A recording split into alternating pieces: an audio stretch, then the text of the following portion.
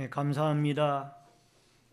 오늘은 시편 19편 1절로 14절의 말씀을 중심으로 다윗의 영성, 제목을 같이 하십시다. 다윗의 영성. 아주 어렸을 때에 뒷동산에서 뛰어놀던 그 푸른 잔디밭 근처에 야산에 아주 아름다운 바위가 있었습니다.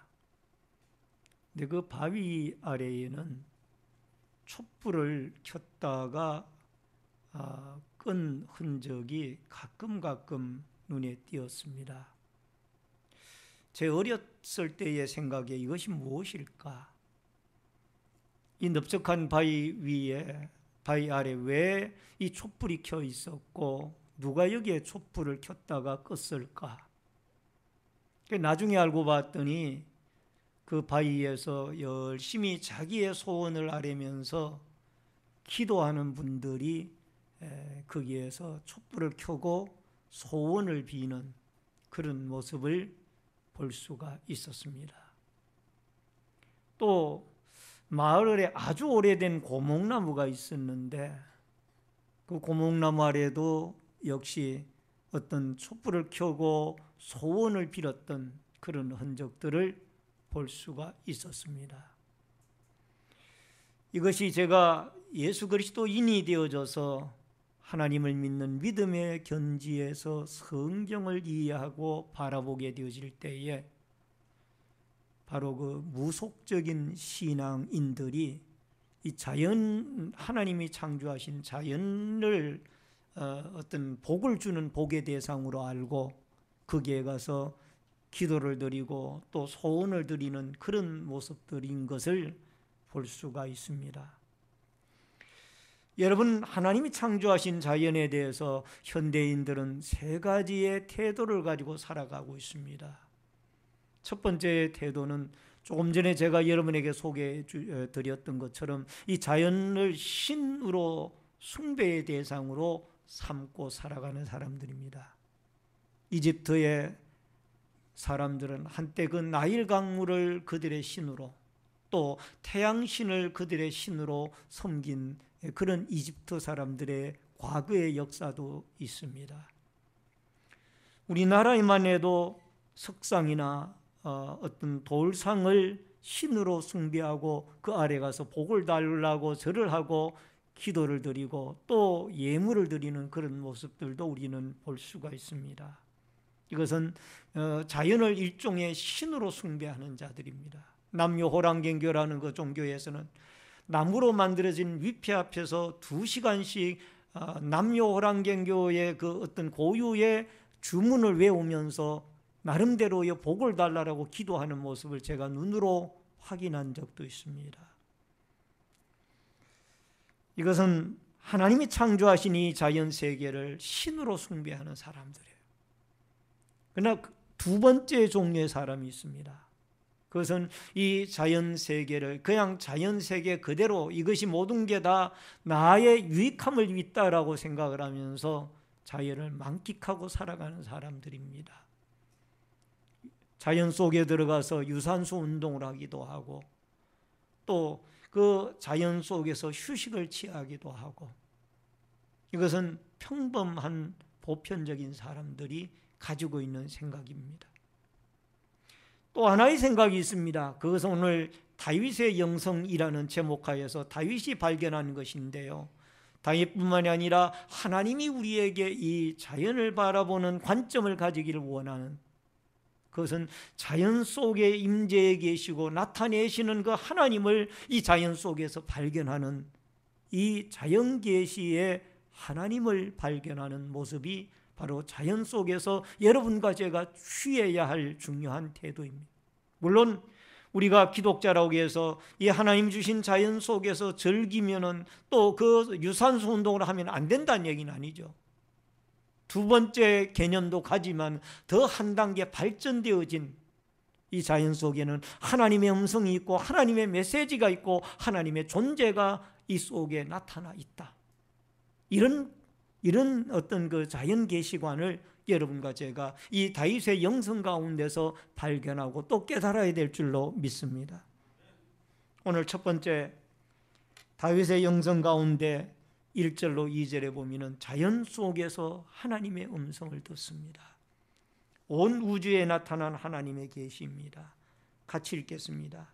하늘이 하나님의 영광을 선포하고 궁창이 그 손으로 하신 일을 나타내는도다.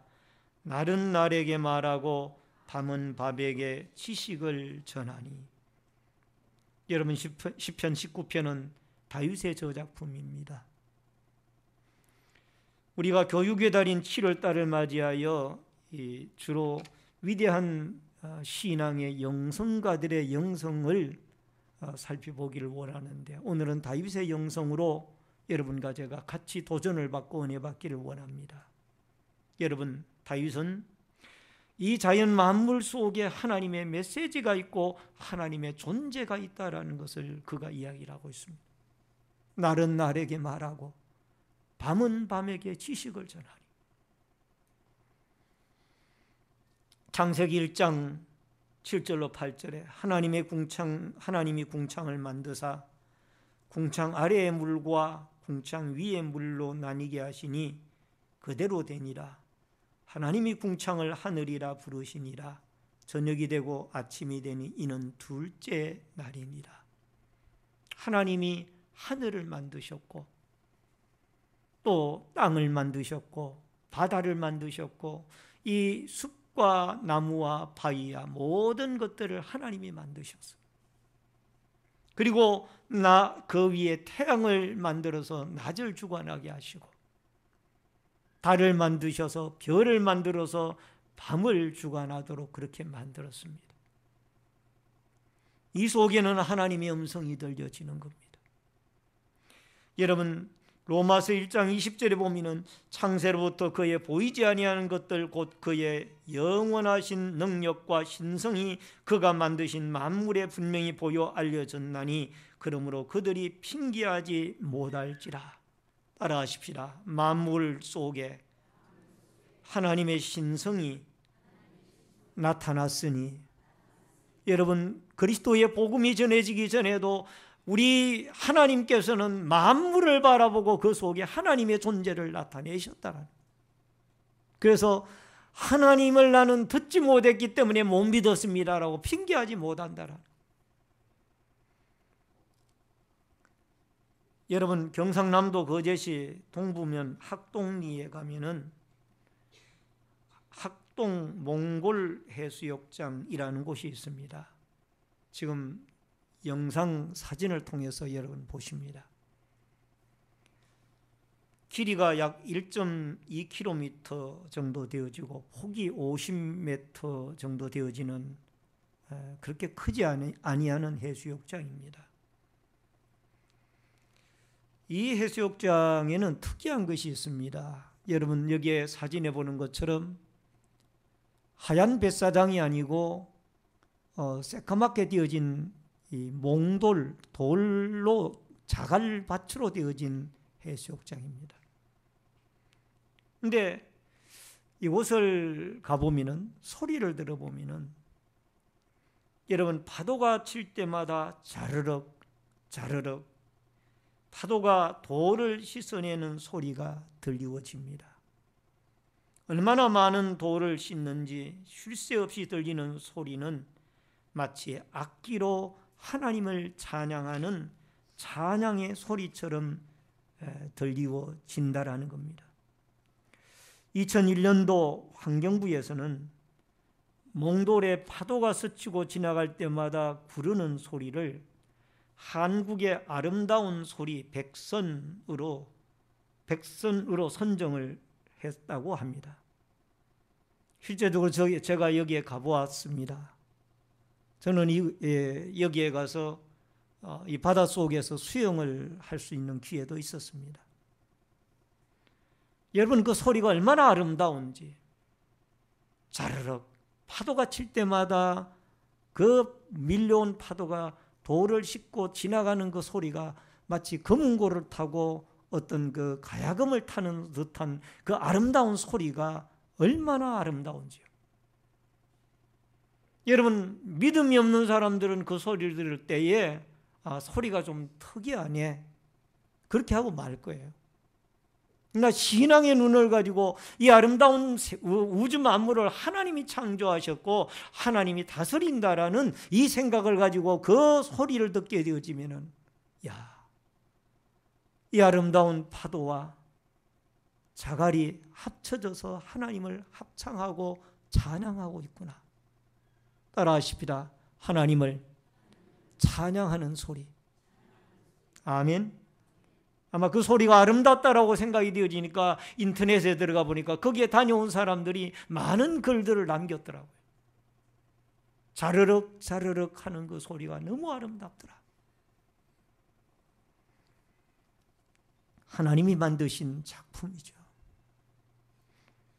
경기도 가평군 상면 행연리에 산 255번지에 아침고요 수목원이라고 있습니다. 금년에 우리 한나회와 또 일부 성도님들이 이곳을 다녀왔습니다. 저도 처음 가봤습니다. 한상경 교수님이란 분이 약 10만 평의 대지 위에 이 산기슭에 갖가지의 수목과 꽃들을 심고 만든 아름다운 수목원이었습니다. 천년이 되어졌다고 하는 그 천년향 향나무는 감탄을 자아낼 만큼 아름다웠습니다.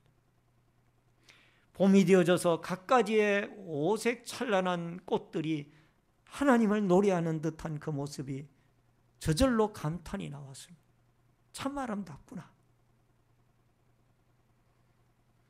여러분, 찬송가 79장 1절에 주 하나님 지으신 모든 세계 내 마음 속에 그리워볼 때, 우리 같이 한번 찬양했으면 좋겠네요. 1절과 2절.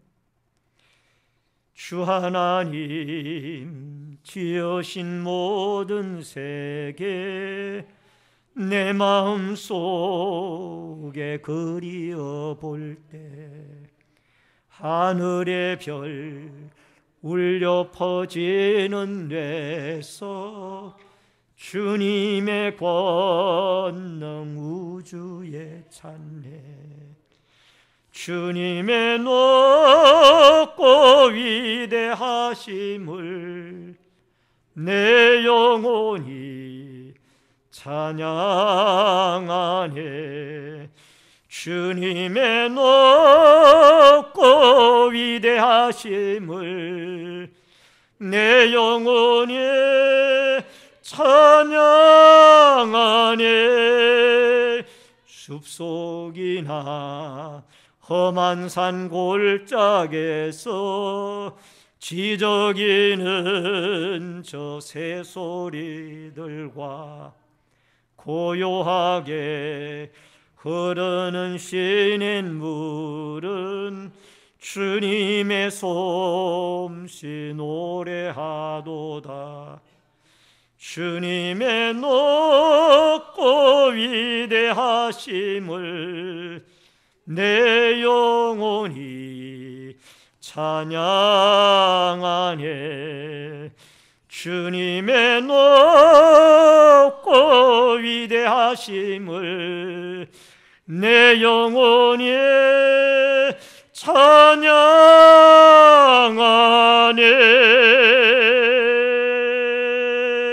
할렐루야. 이 온 우주 만물은 하나님이 창조하셨습니다. 그 아름다운 만물 속에는 하나님의 음성이 들려지고 있습니다. 날은 날에게 말하고 밤은 밤에게 은혜와 소식을 전합니다.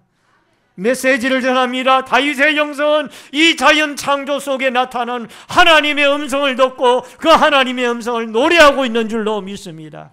여러분과 저의 음성이 회복이 되어서 이 자연 세계 속에 말씀하시고 또 들려지는 그 하나님의 음성을 듣고 하나님을 높이고 찬양하고 경배하는 역사들이 있어지기를 주의 이름으로 축원합니다. 두 번째로, 영혼을 소성케 하는 하나님의 말씀입니다. 여러분, 7절을 같이 읽겠습니다. 여호와의 율법은 완전하여 영혼을 소성시키며 여호와의 증거는 확실하여 우둔한 자를 지혜롭게 하며.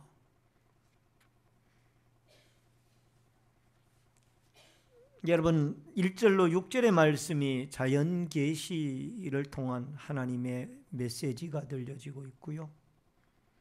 7절로 14절의 말씀을 통하여 특별 계시인 하나님의 말씀을 통하여 하나님은 우리에게 음성을 들려주시고 또 말씀을 하시고 하나님 자신 존재 자체를 나타내십니다.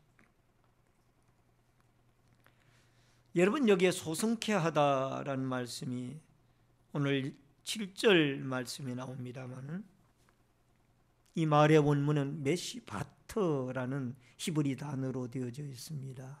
이 말은 소성케 하다, 부흥케 하다 그런 의미가 들어져 있고요. 소성케함, 부흥케함. 하나님의 말씀이 죄악으로 황폐하게 되어진 인간의 영육을 모든 면에서 온전히 회복케 하고 소성케 한다라는 의미입니다. 따라하십시다. 하나님의 말씀이 죄악으로 황폐하게 되어진 인간의 영육 모든 면에서 온전히 회복케 하고 소성케 한다. 이 중요한 의미가 이 말씀 속에 들어 있습니다. 여러분 우리가 잘 알고 있는 유명한 교부인 성 어거스틴이라는 분을 여러분과 제가 기억할 줄 압니다. 이 어거스틴이라는 분은 유명한 신학자고 또 교부였으며 또 이 어거스틴은 한때는 수사학을 연구를 해서 수사학자로서 수사학 교사로서 활동을 했던 사람이었습니다. 그런데 그가 어떻게 잘못 빗길을 가게 되어져서 근 10년 내외에 방탕의 길을 걷습니다. 날이면 날마다 추색 잡기로 그가 세월을 보내고 또 한때는 마니교라는 이단 종교에 빠져가지고 이 어거스틴이 참으로 많은 고통의 세월을 보내고 있을 때였습니다. 어머니 모니카는 신앙의 사람이었고 이 어거스틴을 위하여 여러분 지금 영상에 어거스틴의 모습이 보입니다. 많이 기도했습니다. 어느 날 어거스틴이 집 근처에 동네 아이들이 놀이를 하며 놀고 있는데 아이들이 부르는 그 노랫소리가 남자인지 여자인지는 모르지만은 어거스틴의 귀에 이렇게 소리가 들렸습니다. 집에서 들고 읽어라. 집에서 들고 읽어라. 따라하십시다. 집에서 들고 읽어라. 이 어거스틴의 귀에 자꾸 이 소리가 들리는 거야.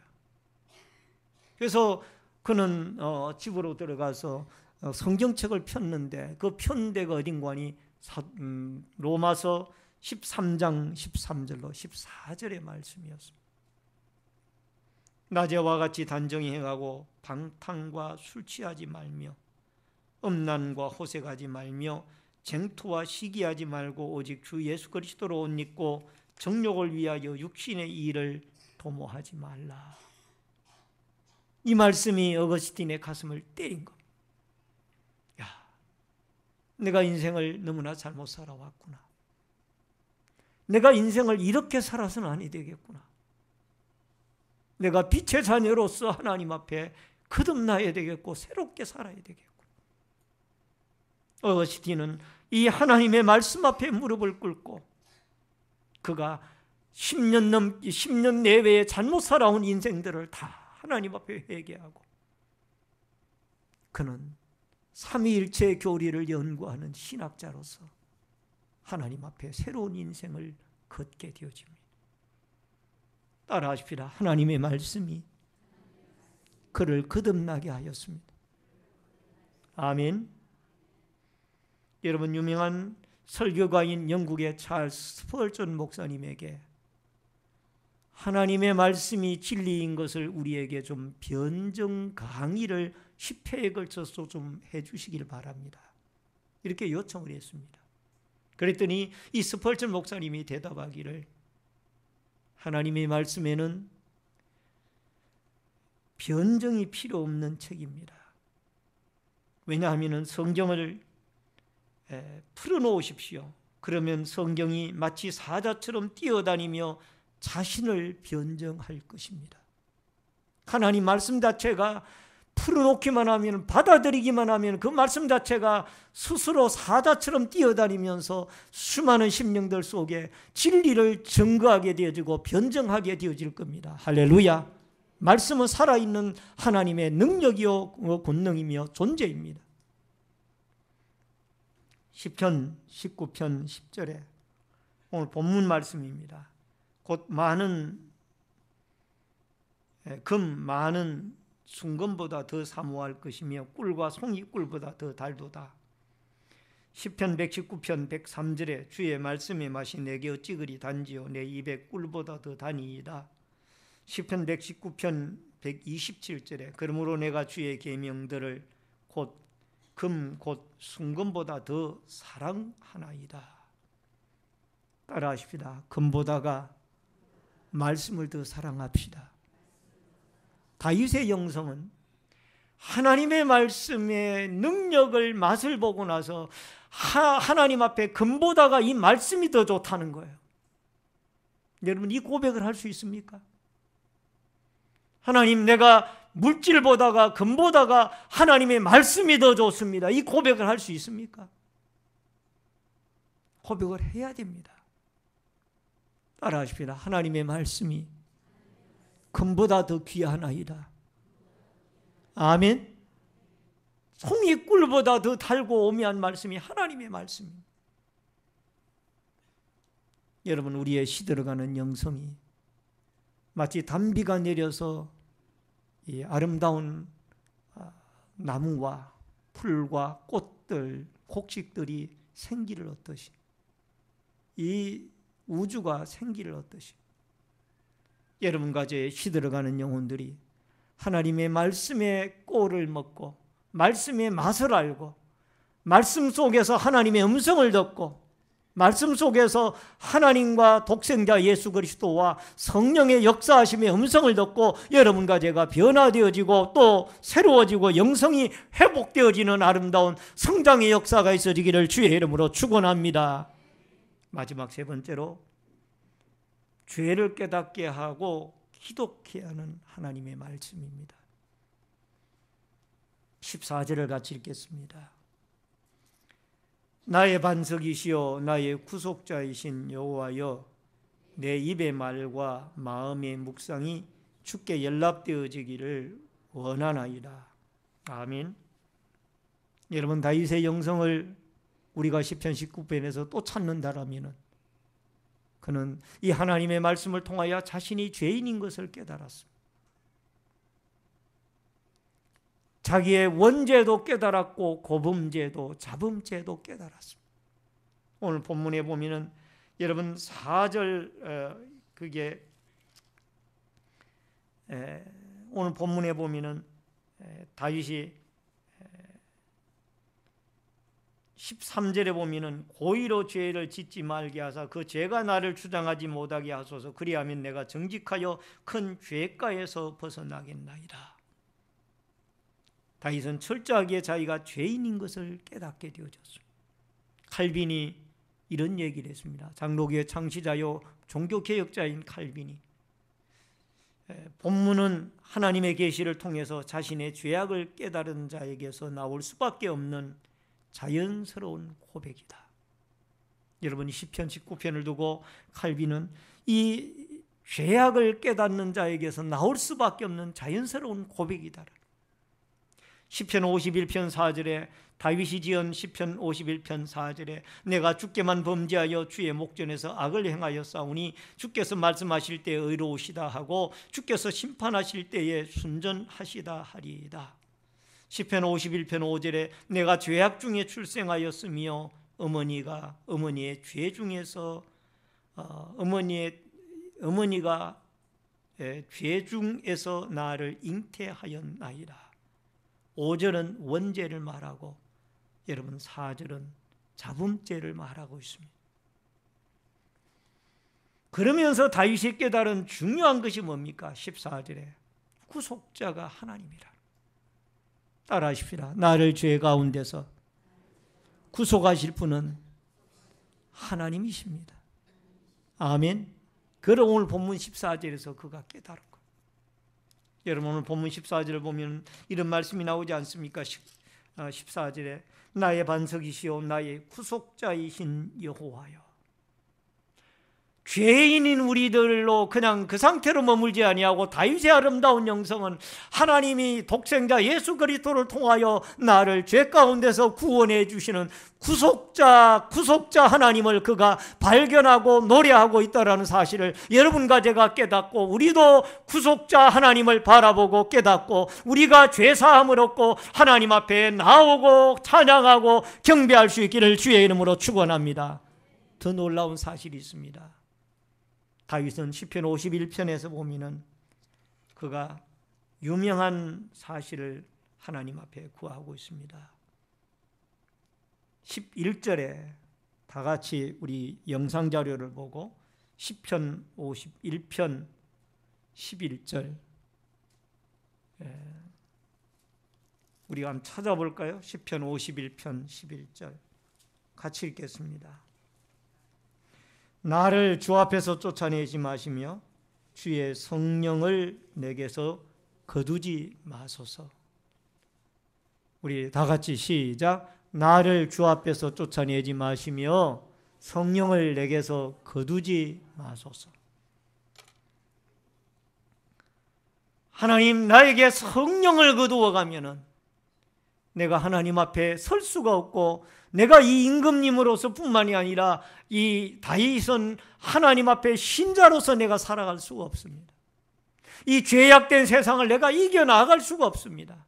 하나님이여, 나에게 성령을 충만하게 주시고, 내가 하나님 앞에 비록 죄를 지었다 할지라도 성령을 나에게서 거두어 가지 말아 주시고, 나에게서 계속 성령이 나로 하여금 주장하게 하여 주시옵소서. 그는 기도했습니다.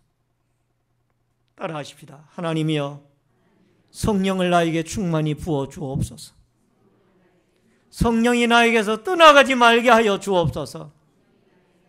성령이 나를 주관하게 하여 주시옵소서. 아멘. 여러분, 7월달은 교육의 계절이고 성화의 계절입니다. 교육의 달이고 성화의 계절입니다.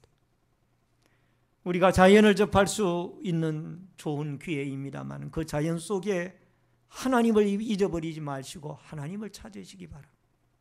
하나님을 높이시기 바랍니다. 하나님께 더 가까이 다가가기를 바랍니다. 하나님을 예배하기를 바랍니다. 하나님 앞에서 충성하기를 바랍니다. 하나님 앞에 영성이 자라가는 성장의 계절이 되어질 수 있기를 바랍니다. 성령이 역사하는 성령의 메시지를 들을 수 있기를 바랍니다. 그리하여 여러분과 제가 이 나무나 각종 곡식들이나 풀이나 이 모든 것들이 여름에 무성하게 자라가지 않습니까?